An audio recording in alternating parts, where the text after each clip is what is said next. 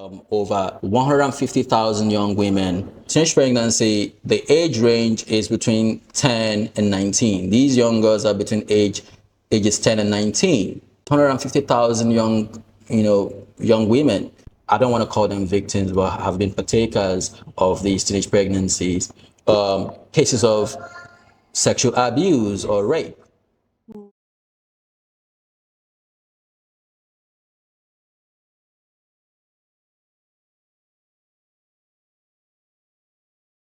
All right, welcome y'all. It's KCTV once more, and today we are at Cooktastic at the Palms Woodstock. Today we're talking teenage pregnancy, and I've got Cakeface in the studio with me, and I'm JFK. Cakeface, say hi to the audience. Hi everyone, Cakeface. So this is our second broadcasting here live from Cooktastic, and I'm super excited about this topic. So yeah, and I have a lot of things to say about this topic. All right.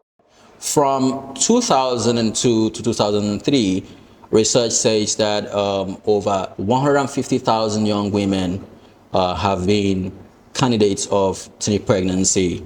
Um, can you give light to why this is the case? Why is it that there is a huge rise in teenage pregnancy in South Africa? There is a huge rise because, from my perspective, is that parents don't speak about sexual development amongst the youth, and it's almost like it's a taboo topic. That's what I've found in my household per se. Okay, but my curiosity is what what happened? Why is there a rise? Why is there a rise in teenage pregnancy?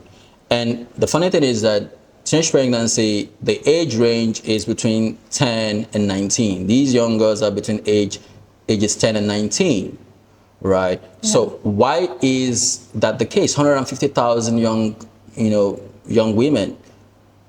They're practically girls. I understand what you're saying, but with me, with my daughter, I have a teenage daughter and she's 18, and I've spoken to her since she was, say, 9 about boys and pregnancy and things like that.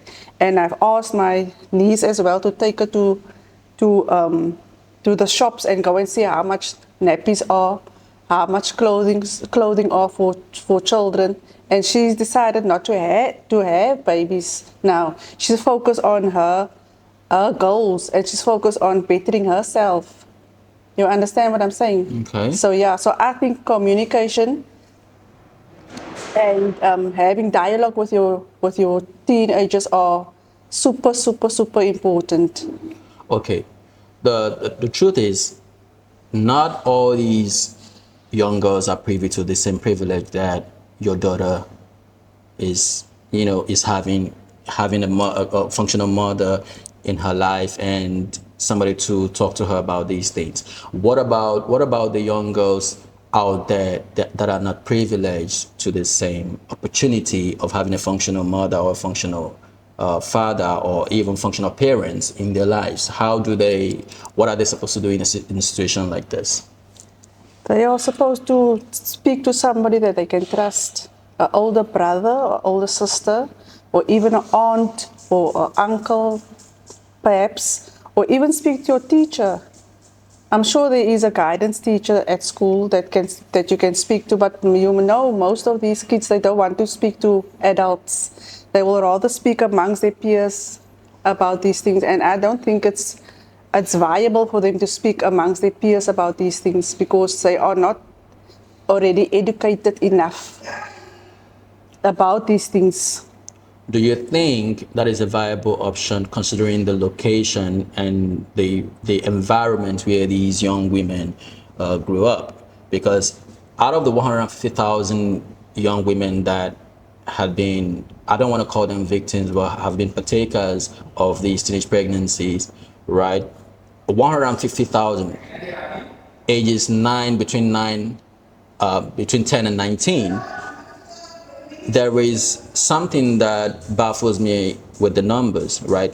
And the majority of these numbers, right, happen to be cases of sexual abuse or rape, right? So look at it critically from the perspective of, do they have these role models, or do you think they can trust these people that, you know, you are talking about, these people in the communities that are supposed to be role models or archetypes to be copied? Do you think these young girls can trust them to do the right thing or to give them the right advice, you know, at the right time?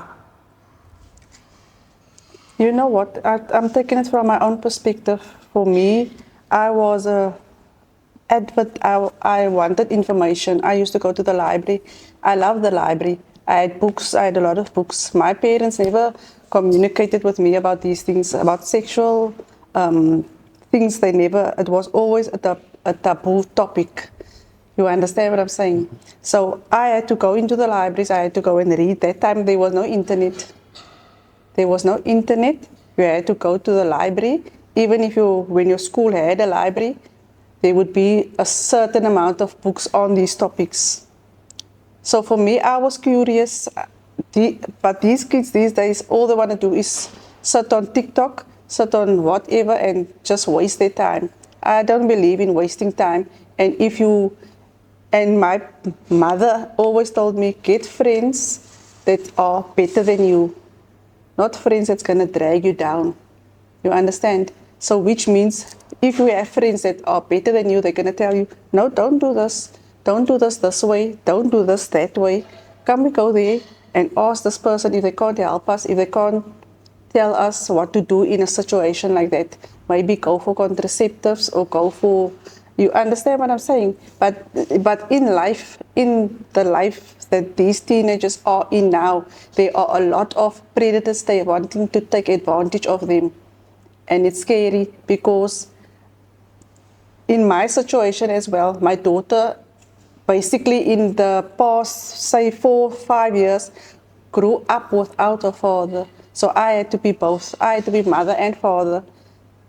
But my children, my children are super scared of me. So not scared, but they know if they do this, I told them already, if you do this, this is what you're going to end up with.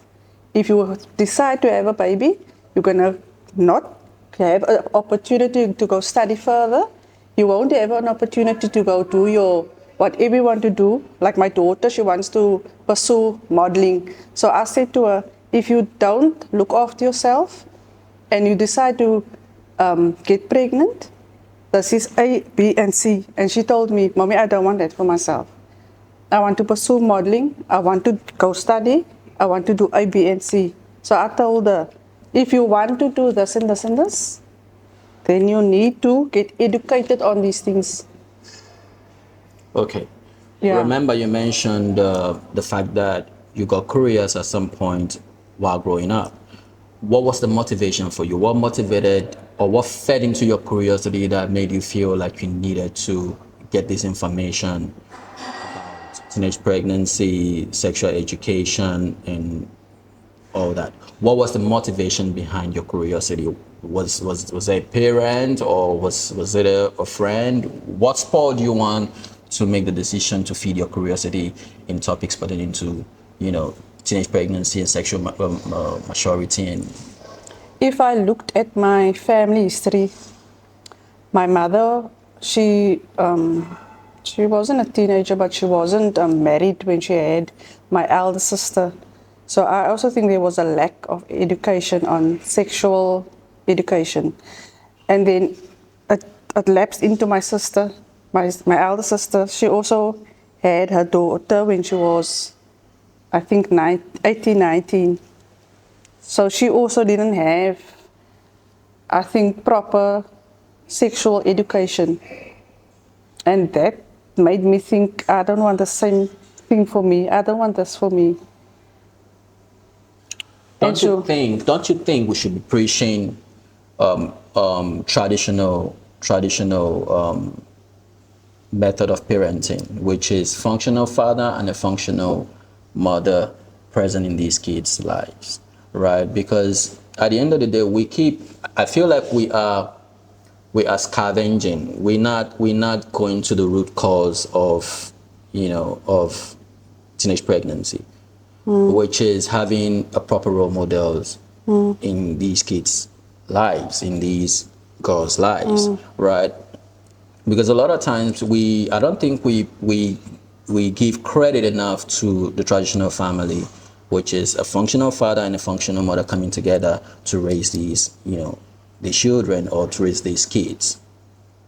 But Eros, don't you think that